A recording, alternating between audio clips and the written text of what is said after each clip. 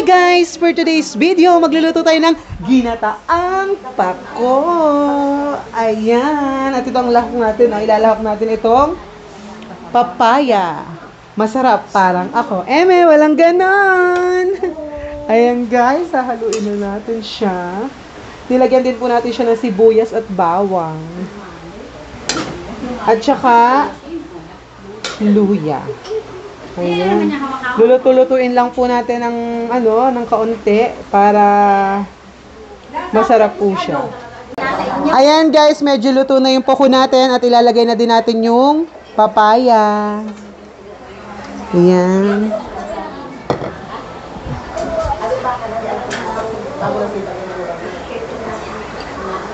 Ayan guys, pagkatapos natin ilagay yung papaya guys, lalagyan na din natin siya ng Coco Mama. Ayan. Dahil guys, mahirap na magkayod. Kaya yung mga easy to use na lang ating ginagamit. Easy use. Easy to use. Mama Coco. Ayaw. Alo, sarap nito for today's video.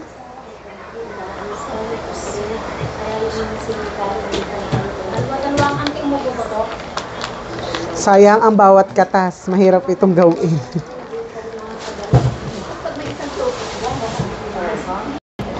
Yan guys. Ang sarap.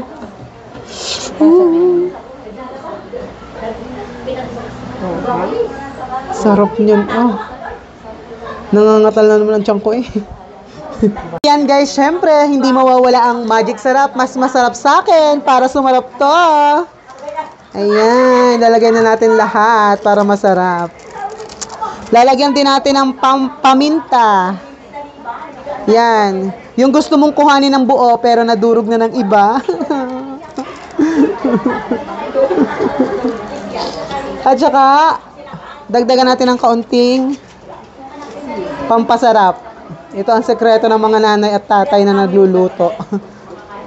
Then, hahaluin lang natin. Then, hintayin nating maluto na siya. Yan. Mamaya, masarap na yan. Handa na tayong kumain. Yan, guys. Thank you for watching. Follow for more. Bye!